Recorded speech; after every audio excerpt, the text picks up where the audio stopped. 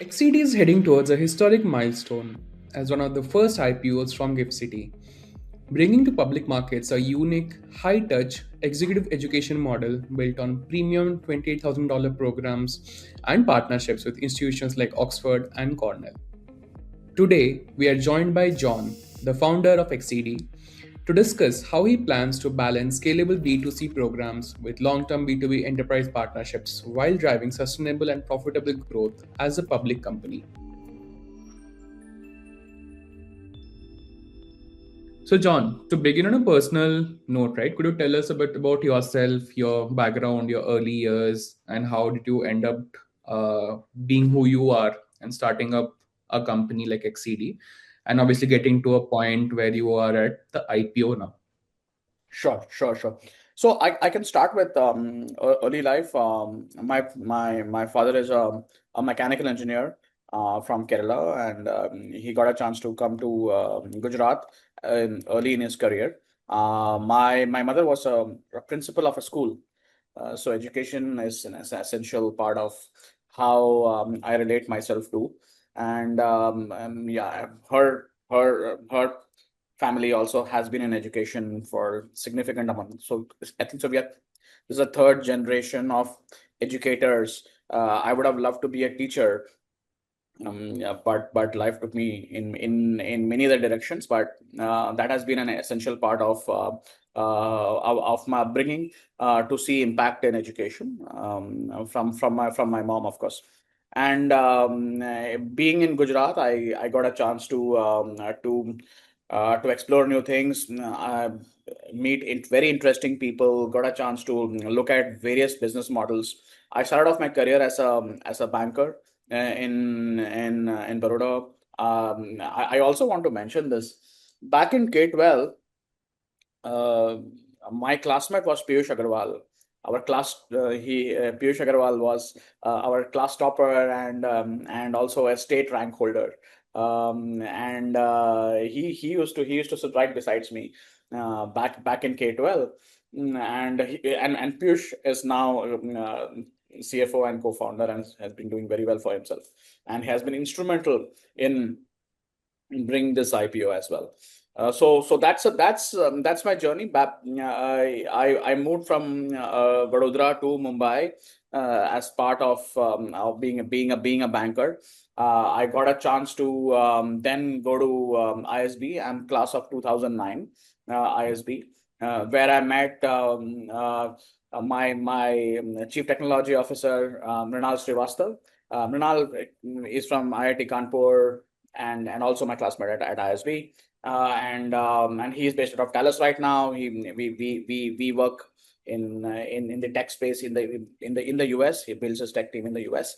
I also have met Rupesh Bisht, who leads the B2C vertical at XCD. So yeah, an essential part of what we do and what we became was all the experiences, all the good people that I got a chance to be with, meet, and interact with during my 23 years of working life and before that as well. Um, Got it. Think great to know about you as a person, first of all, right? Would love to now move to the elephant in the room, XCD and the IPO that it's bringing, sure, right? Right. sure. So, for someone hearing about XCD for the first time, how would you simply explain what the company does? Yeah, I would be very surprised. You should, if you have been hearing XTD for the first time. But let me give it a shot. For example, if you are a senior leader with around 15 plus years of experience, you should have seen an ad of Cornell CXO program or Cornell's Senior Executive Leadership program, the CHRO program, or the Michigan Ross CXO program, or the Oxford General Management program, or the Oxford Senior Executive Leadership program. So that's essentially it. So the brands are out there, and we have been bringing those brands. So that's all us. That's all XCD. You must have also, if you're an educator, then you should also see in the Harvard uh, um, education leadership program, and that is us as well. So this is essentially what we have been doing, and that must resonate with you if you Great. are in that bracket of experience, and that if you're an entrepreneur with 15, 20, 25 years of experience, you should have, if not experienced one of our products, but you must have seen us in your respective geography. We have been marketing right from the Middle East, UAE, Saudi Arabia, Qatar, Bahrain, Oman, all those geographies, and North Africa as well, Egypt, but also also other parts of Africa. India has been instrumental in who we are and what we have been doing. We have offices in Mumbai, Delhi, Bangalore, of course, but we have offices in UAE, and we have offices in Riyadh, and also Southeast Asia. So we get participants from Philippines, Hong Kong, and of course Greater China. You have participants coming in from Singapore, and we set up Singapore around 8 years ago. And in the US, you should have seen ads of the Michigan Ross CXO program, or the University of Virginia Yeah. Darden Chief AI Officer program. So this is something that we have been doing, and you should have, like I said, you should have, if not experienced or consumed our product, but you should have at least Yes. heard about us. Yeah, that's true. Personally, I do. For of course, this is for understanding of my retail investors who Of are course, like looking to understand more about the company in general, right? sure. Oh, perfect. Now, from what I've understood about the company and what from my personal perspective, right, I understand that you are in a much more premium space of offering a higher education, correct? Yeah. And you also mentioned, I think, in the introduction that you have a CTO, right? So, do you first of all call yourself an EdTech? We are into executive education, and Bala, I need to break this down for you. So right from the beginning, um, the audience that we are catering to, Yeah, they were not very comfortable with a lot of asynchronous content, video-based content. So video-based content you can watch on television, you can watch on YouTube. If I create commoditized asynchronous content, the consumption patterns were not too favorable for asynchronous content. So we got it. went live interactive or classroom. So either we have a program that is over interaction when there are around 40 to 50 to 60 participants, and the faculty is speaking to you, and faculty is asking you pertinent questions, and you can push back, hold on, professor, I don't agree with you, and the professor can give you examples and frameworks, and that's a great conversation to have. And that is how senior leaders learn. You have to make the experience far more immersive. The other is to make it very high touch. You go to classroom, you go to the campus. All our universities have campus, and it's extremely beautiful, and participants go there, or they go to our where we are located, like Dubai or Singapore, and we deliver programs. So it's pretty high touch in what we have been doing. So Got it. to answer the question, we are executive education, and that is the nature of what we have been doing so far. And as a and if you allow me to digress, there is one line of business that which Mrinal is bringing in, which is going to focus on tech, and that is through AI.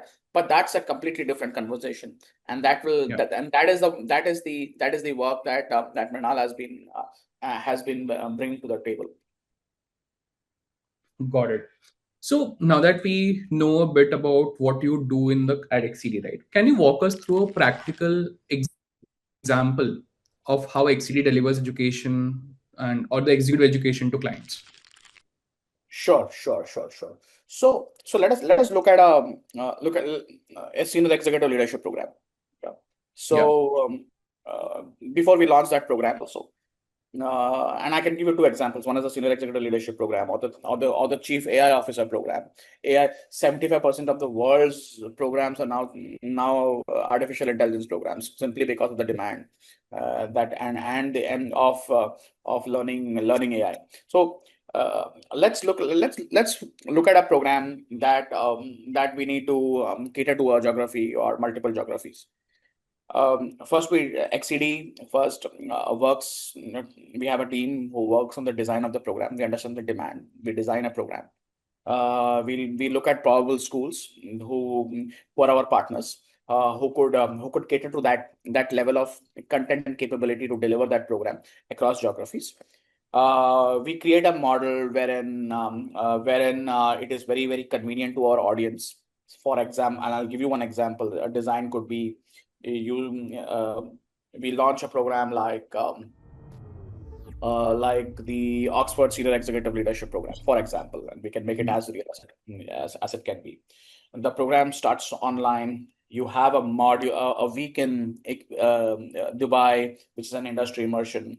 We have participants coming from all over the world, and that's a design phase that we look at participants from all over the world coming into a program in Dubai. They go through a great immersive experience in Dubai. It's a future city, a lot of exciting things happening there. There are 4 or 5 faculty who come and teach in that program. They fly in from all over the world, and then you have several online sessions for the next 6 months.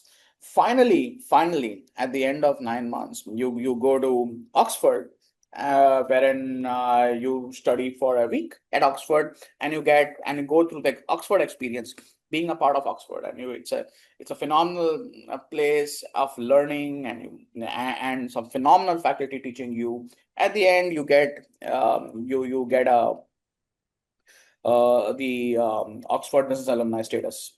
So from the same business school. So that is something that we have been that's a design of a program. Now, once we design this program in partnership with Oxford Side Business School, once we design this program, we understand that we have to create material under approval of the school.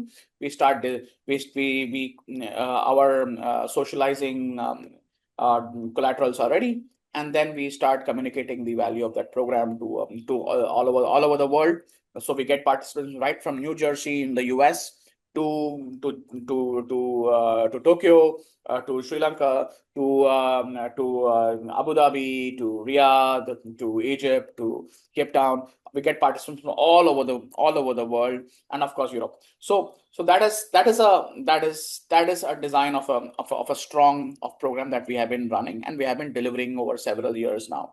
We keep the classroom size manageable at 40. Each participant pays us $28,000 as fees. The fees are in terms of who these participants are, where they come from, and what is the value that the program brings to them and their careers. The price points are very attractive.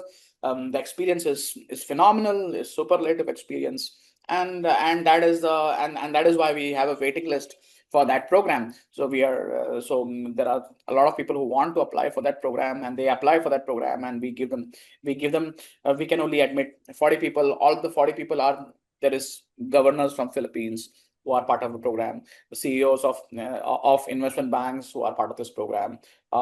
Very powerful. We are very proud of the kind of participants who come into this program. It's an all-star cast from various countries coming into a program like this. So that's a design of one kind of a program.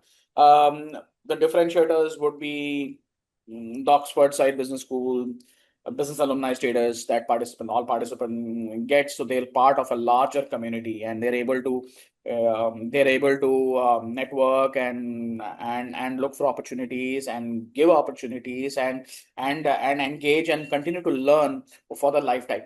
And also the tremendous knowledge, the cutting edge knowledge that they go through. So they might have gone through formal education 10, 15, 20 years ago, and now they're coming back to school and learning something far more superlative. Got it. So one Question from out of my personal curiosity. What Sure. does it take to partner with this colleges or universities abroad? What kind of effort is required to get to that point where you're able to co-create programs with these Sure. colleges for your clients? Sure. So, couple of comments. I have been in executive education for 15 years now, and before that, I used to be a banker, like I told you. Um, One, we have had strong relationships with several universities. I must mention that Yeah. over decades, right? Two is that because we spend enormous amount of time with faculty and universities, um, we would want to make sure that the brand of the university or what they bring to the table is never diluted. See, if I Yeah. have to, there would be thoughts around socializing or democratizing education, but at the end of it, we are representing very strong, powerful brands which are uh, at least 100 years old and as much as 1,000-year-old brands like Oxford, for example, right? So there's a it's big shoes to fill when we are communicating the value proposition of these universities. They have demonstrated extreme trust on us to Yeah. make sure that we are adhering to all the brand guidelines. We bring in the right kind of participants. The other part of why we get a chance to work with several universities is because we have positioned ourselves as in a particular segment. So Yeah. it is only valuable to the university and the faculty to also and bring the research, bring the knowledge, bring the teaching abilities to set of people who are decision makers who can change the world. So if I have the ability, XCD has the ability to bring that set of participants with that level of intellect into a program, and that could be a clear differentiator of why how schools decide to partner with XCD. And there are not many, and Pallav, there are not many players in this space.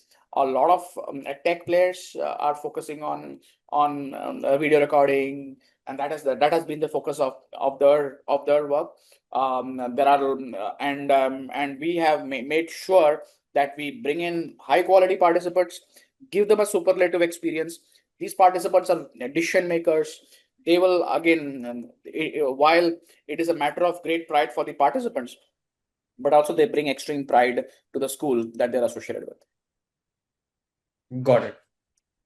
So, before we go a bit more into the business, one angle that I want to touch on, right, and this is like from my personal perspective again, right?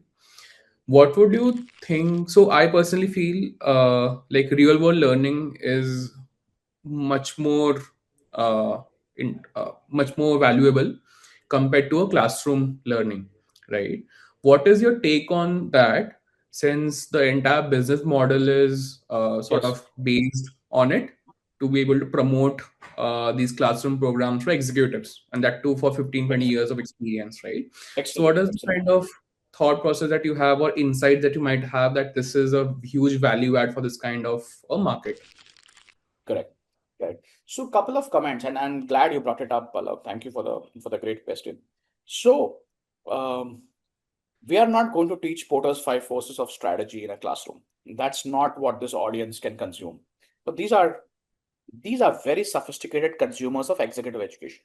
The participants that we bring in. They will not be. It is not about. It is not about the $28,000 fees or the $4,800 fees. It's also about time away from work. So we cannot afford to bring in any content or any pedagogy or any conversation that is not worth their time. So all the stuff that is being taught in a classroom, and I'll come back to what is being taught in the classroom, is cutting edge, is state of art, is very relevant and real. Like I said, what I'm doing is not showing them some recorded video that I took about artificial intelligence 2 years ago or 3 years ago, because things have moved so fast and so far since then. Yeah. So we have to bring in relevance.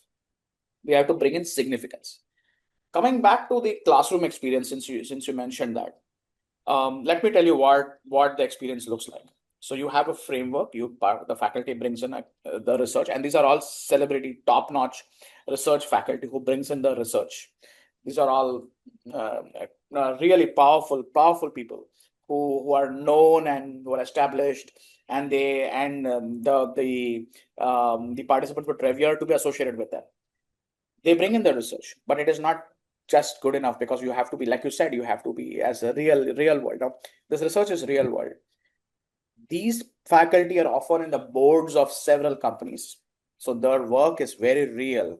They know what it takes. They're not sitting behind a desk and doing some esoteric stuff. They are quite there, out there. They're meeting and interacting with top executives all the time. Like I said, they are part of the board.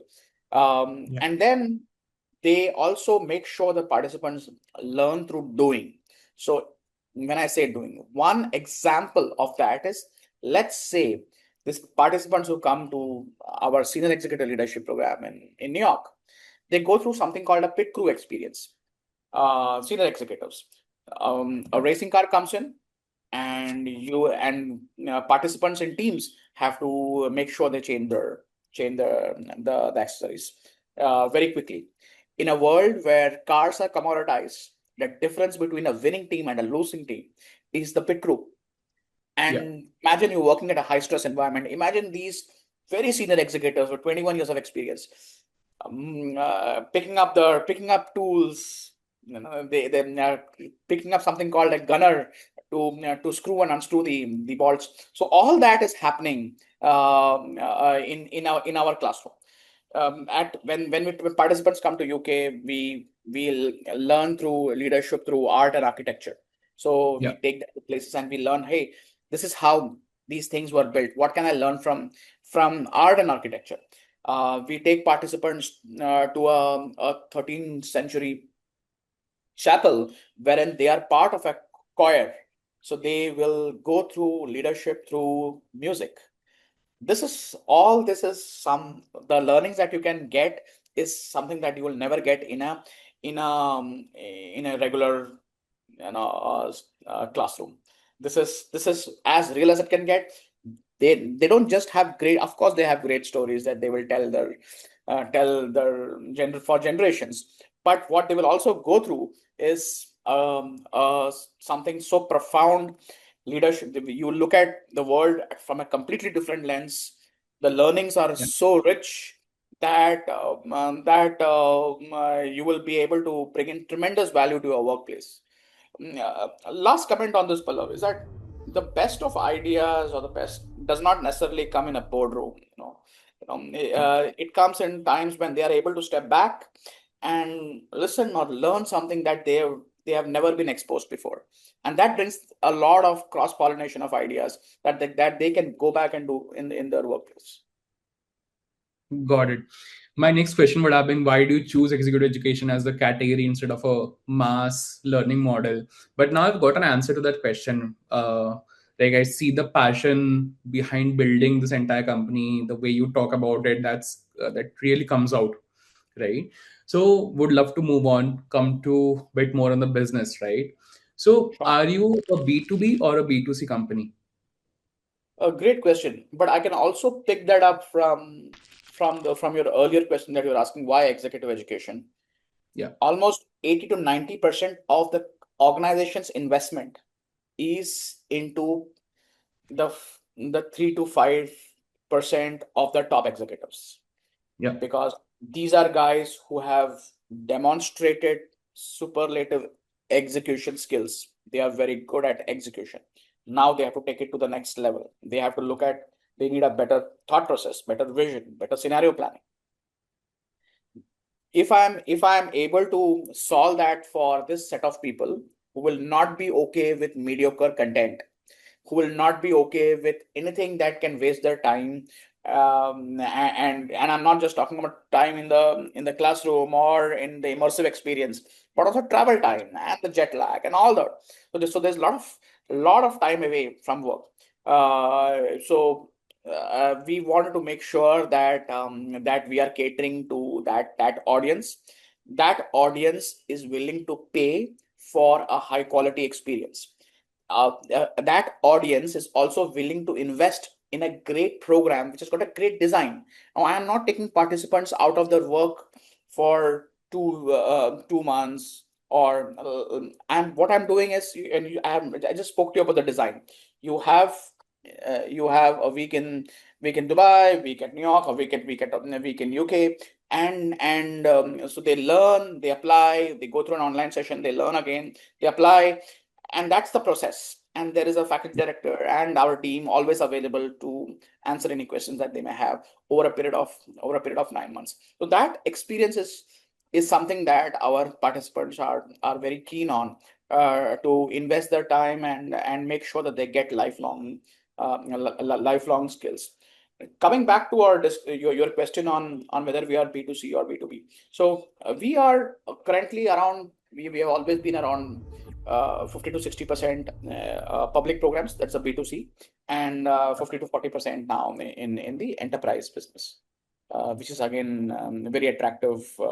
Both segments are extremely different and extremely attractive, and they both cater to a similar segment of people, right? The Yeah, senior executives or mid to senior executives. That's the segment that we have been focusing on. got it. Any renowned names in the B2B client space?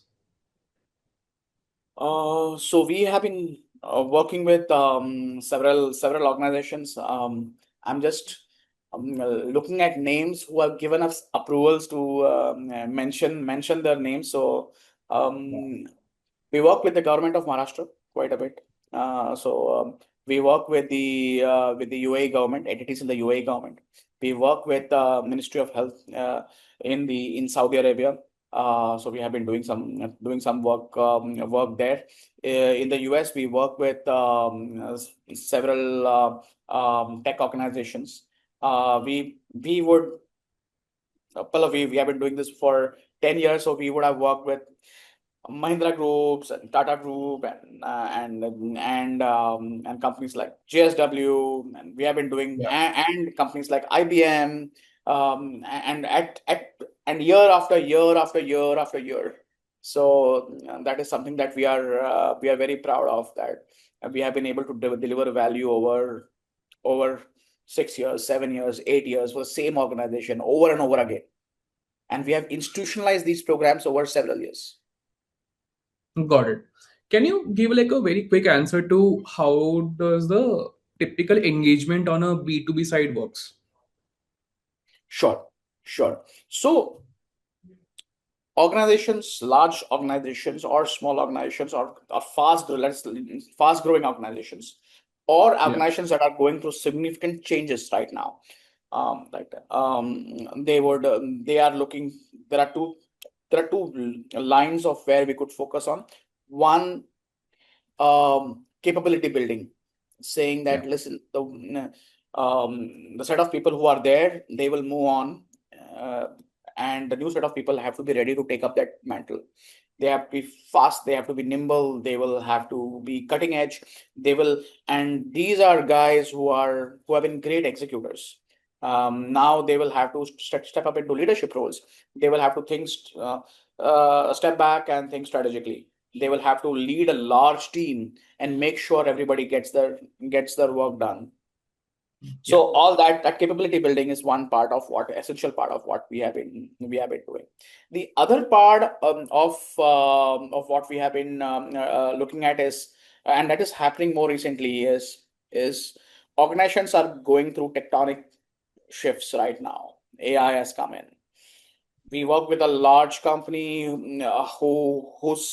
who have been in tech for 2 decades, and they are a tech consulting firm, and their clients are questioning, hey, listen, what used to take 3 weeks of consulting work can Yeah. be done in a few minutes, right? AI can look at patterns and they can create clusters and they can understand and they can start solving for various problems that they would have.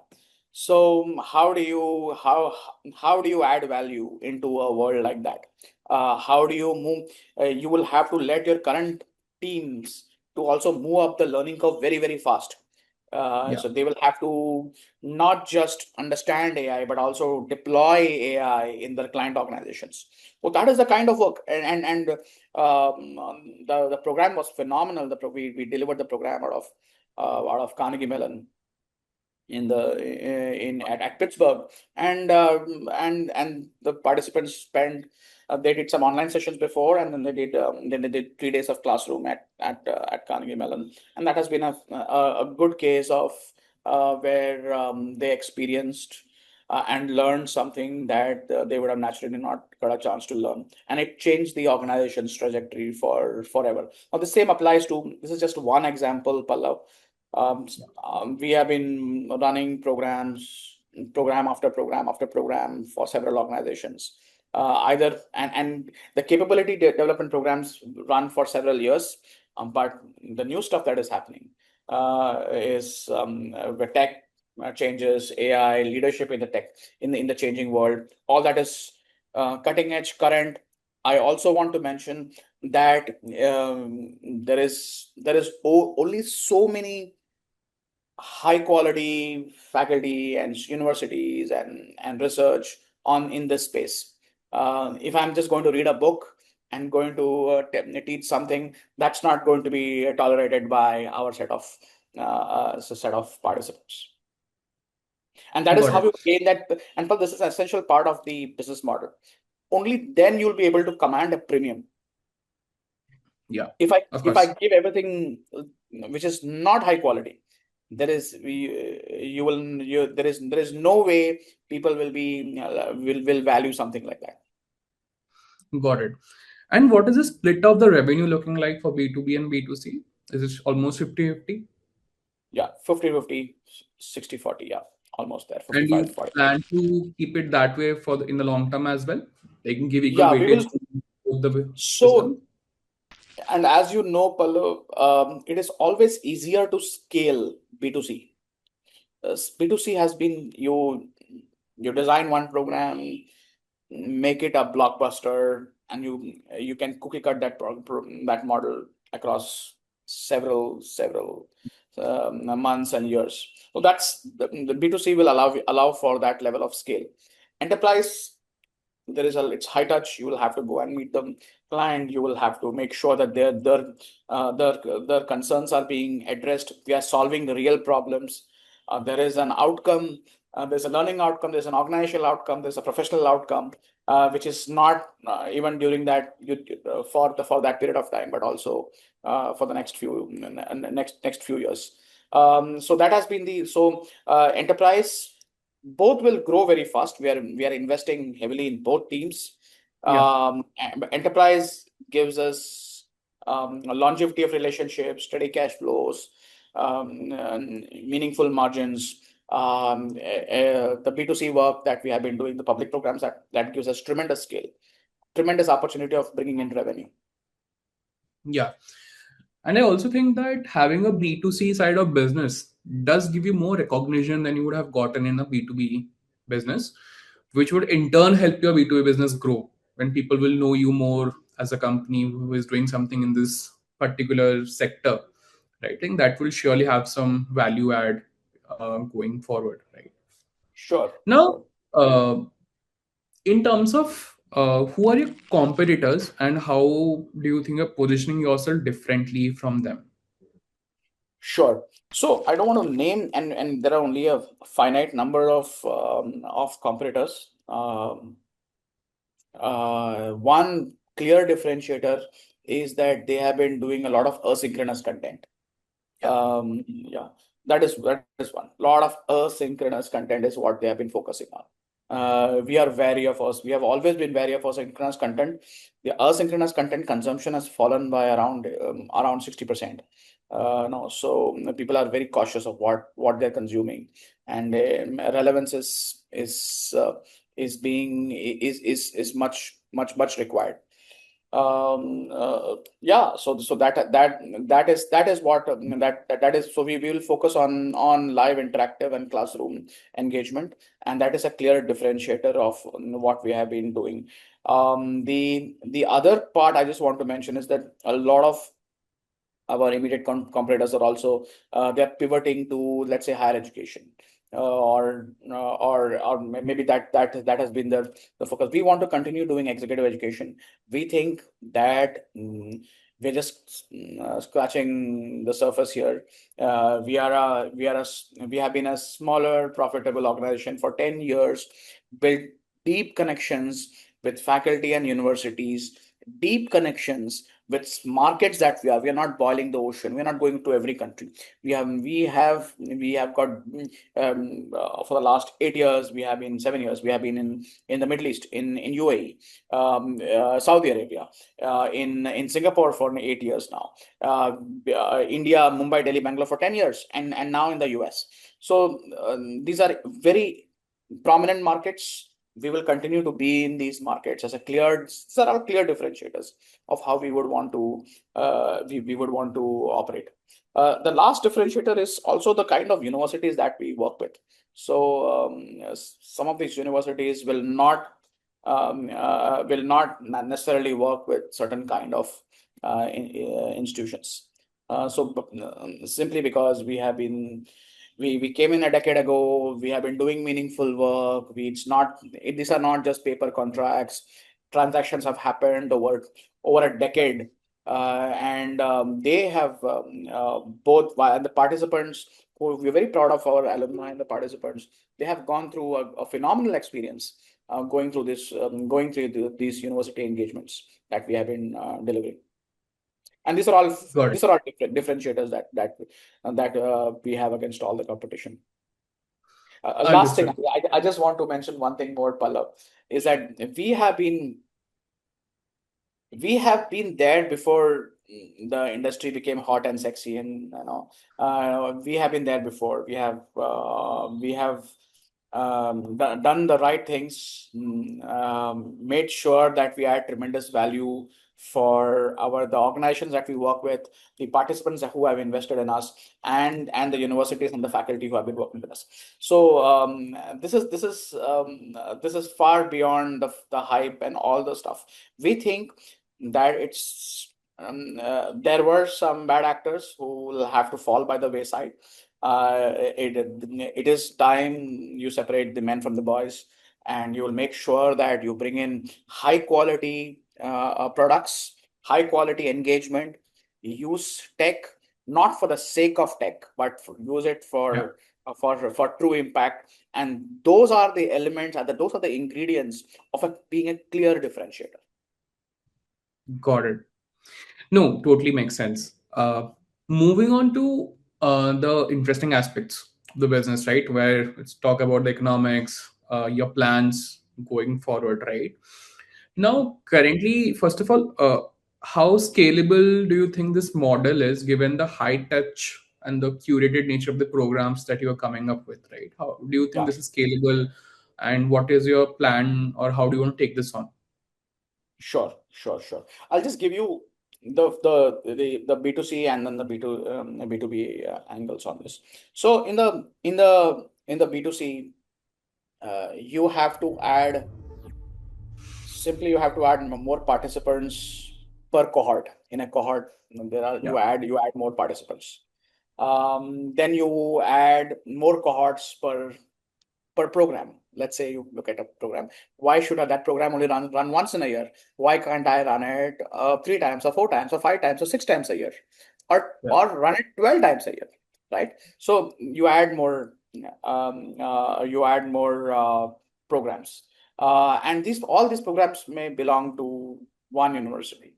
Why only one university? Why can't I add mm, 10? Right now we work with let's say 18 universities, and why should we work with only 18 universities? We can add more universities, we can add more programs per university, you add more cohorts per program, and then you add more participants per cohort, and that is your exponential scale on the B2C front. So tremendous amount of scale happening there. That is one.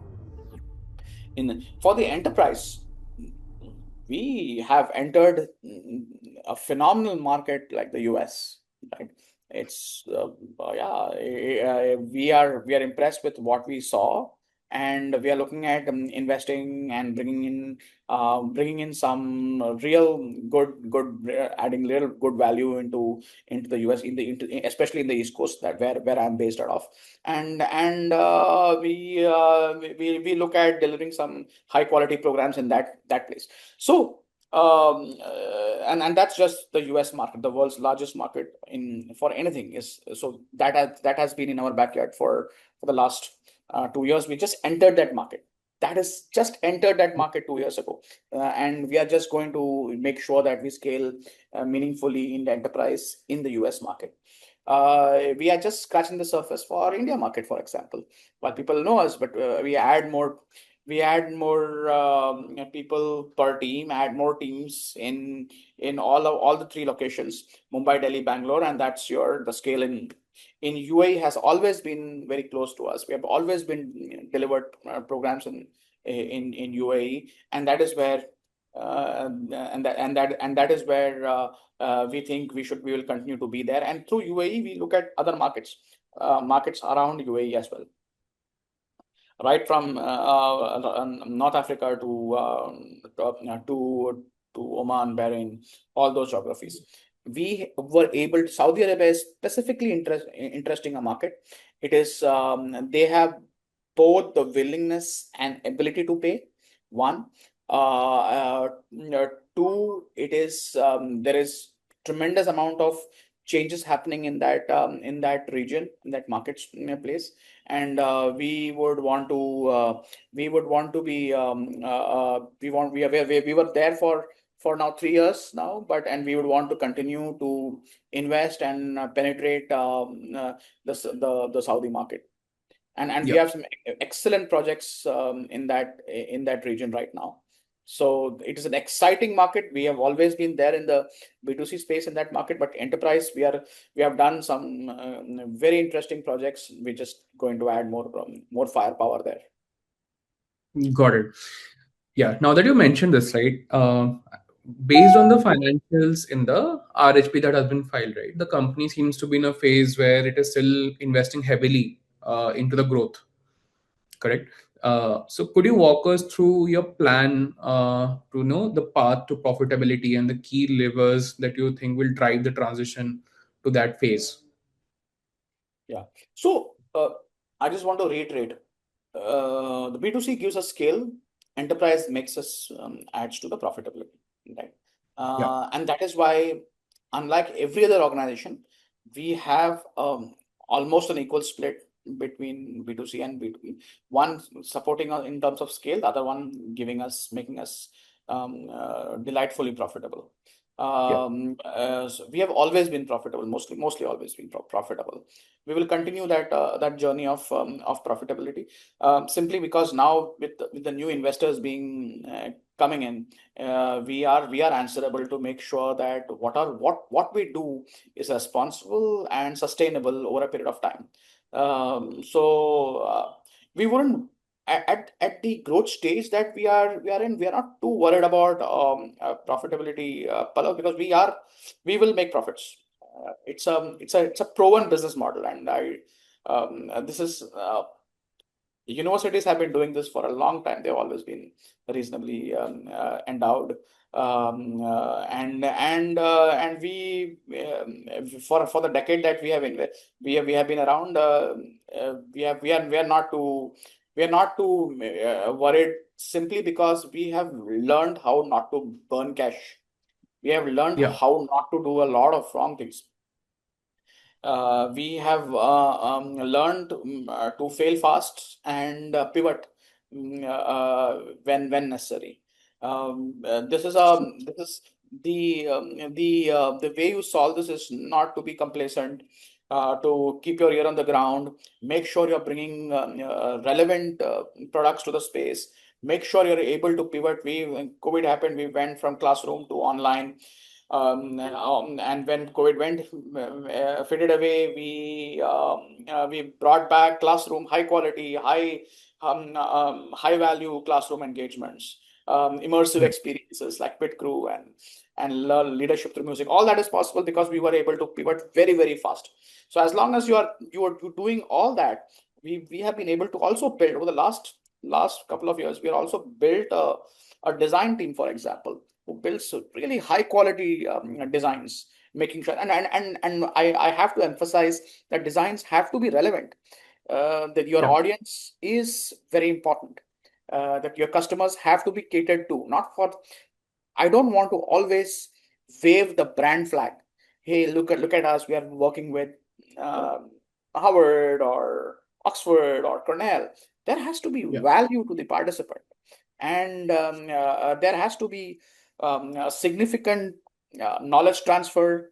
There has to be significant value in terms of them getting better jobs, or them able to raise more funds if they're entrepreneurs, or if or their own reputation in the marketplace. Their own brand has to be very strong, and they also finally have to be part of a community that can help them grow faster than ever before. So if you're solving for all these real outcomes, and again I go back to what you said, no, you are not very a good fan of just coming into a classroom and learning some esoteric strategy or some no accounting. You are learning things that will actually matter, actually Yeah. change the organization's trajectory. If you keep that in mind, then we will create awesome products, awesome participants come in. We will be able to both create and distribute value, and that's our path to profitability. Got it. And what makes this business defensible and sustainable in the long term? Yeah. So one, I think so, Pallav, that there are significant entry barriers to this business. Got Unlike any other Of business, course, partnership in the first place. not, I wouldn't just talk about partnerships. I want to go back and say, then like I said, partnerships, of course, I'm very grateful and proud of our partners that who have trusted us for 10 years. Yeah. But things like we are building and developing products, and also right now as we speak, all our programs have got AI-led simulations, right? All our programs. We have been able to add that into university-led programs. We have AI simulations running in that. Yeah. So are we able to crash the learning cycle? What used to take more time to learn, can I learn it in much lesser time? Are we able to retain that knowledge over a period of time and Yeah. apply that knowledge over a period of time? If I'm able to solve for that, then that is that Yeah. that that talks leaps and bounds of why we are going to remain differentiated. And this is very, very strong. It is not that, hey, listen, I build a campus in a city, and I expect people to walk in. We are Because that is a tough model. I would rather make sure that people who come into our programs get phenomenally better careers, because that is what they're paying for. They want to get a better life, both personal and professional life. That is what they're paying for, and that is what they're hoping that the brand will give them. So that's all. This is very, very defensible, and that's our DNA, and that our differentiator is also, this is who we are. This is my three Yeah. generations of being from a family of educators, saying that, listen, this is what we do. This is where we this is we are profitable and going to be profitable, and we continue to be profitable over a period of time, not because of course, it's a phenomenally great business model, but also because we are adding so much value to our people, Yeah. to our participants, and at a level that we are at this stage, we think we are just beginning to start off right now. The further rounds that we will get, we will go for further listing. That will give that will give us scale, that will make us formidable, that will give tremendous returns to our investors, as well as we continue in that. This is continuing that journey. Like I said, this is just the beginning of something Yeah. great that we believe in. Would love to move towards the end of this conversation and Sure. just touch on the last, like what are the post IPO plans looking like? What are the immediate priorities for XCD once the IPO is done? How will the funds being raised be used? Is the geography expansion coming into picture? What does it look like? What is the next phase looking like for XCD? Sure. We'll be investing in working capital and for the growth of adding, like I said, we have that structure ready, more participants, more cohorts, more cohorts, more programs, more universities. So that is a structure that is already in place. We go deeper in the geographies that were already there. UAE, Saudi Arabia, India, Singapore, USA. We go deeper. We don't want to boil the ocean, Pallav. No, this is these are we understand this is hard-earned money from a lot of investors. So we want to make sure that are doing the right thing and doing it in things that we have done before, time-tested stuff. And if at all something is not working out, we pivot very, very fast. So we fail fast and make sure that we are doing the right thing. So we investing in working capital and growth is critical. The second part of our investment would be in AI and tech. And again, I want to be very careful when I use those words, because tech not for the sake of tech. I want to highlight that. And we are not building some efficiency models over here. We are building something that can, like I said, I'm solving for two things. Can I learn faster than anybody else? Or can I retain that knowledge for a larger period and apply that knowledge for a larger period of time? If I'm solving for these two things using tech and clear and generating real outcomes, like better jobs, better life, better quality of everything. And that is what we are looking for. That's the second part of it. We will to probably turbo boost our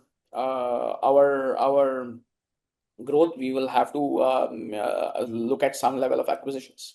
We have a couple of organizations that we have in mind who should be ready to be acquired by us. So we'll be investing a little bit on acquisition. We're also would be looking at setting up an executive education center, which is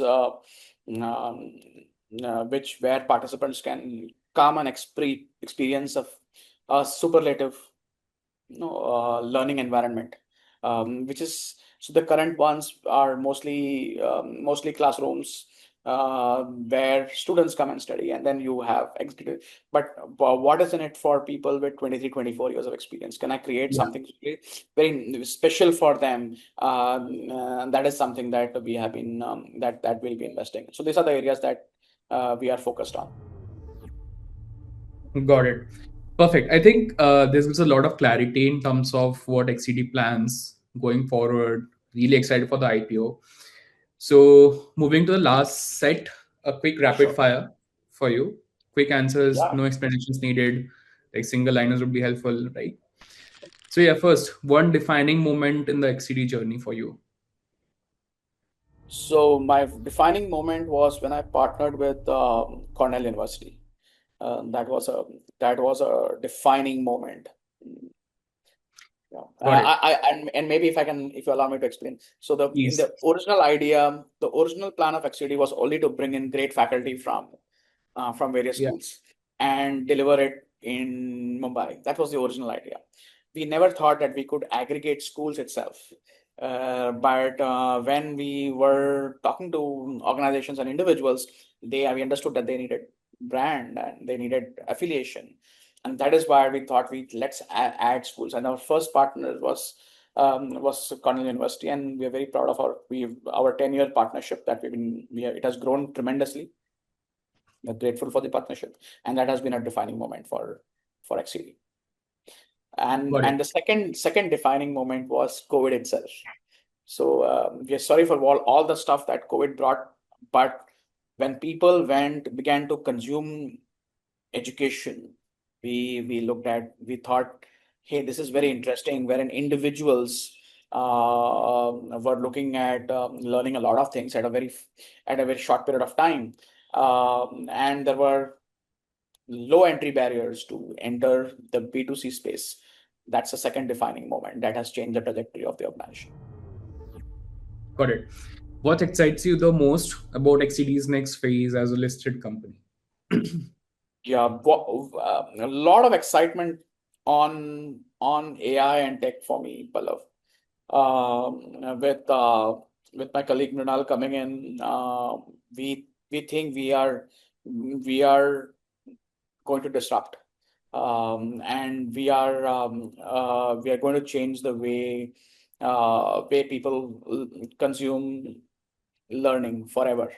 So that is very exciting. That is the excitement, but we also have the current university models that are doing so well, and we will continue to grow both linearly there and exponentially in some of the new stuff that we have been doing, making some micro experiments. Got it.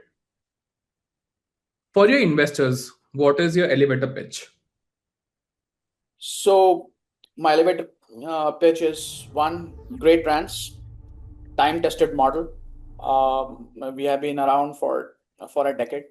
Uh, we have been, for an organization as our size, we are already there in 5 countries. We are local in 5 countries. Local in 5 countries. We have some phenomenal brands and universities who have trusted us for a decade, and we are just in beginning to take off right now. Got it. So, in one line, why is this the right time for XCD to go public? Um, Learning will change forever because of all the new stuff that is happening around in the world, both in terms of AI and tech, but also geopolitically. If and this is a time that we think that a lot of resetting is going to happen, Yeah. and it just seems that we are at the right time at the right place, and coming in right now will not just change our lives, but will also change and investors, and what the investors gain from it, but also will change the way learning is consumed over the next two few decades.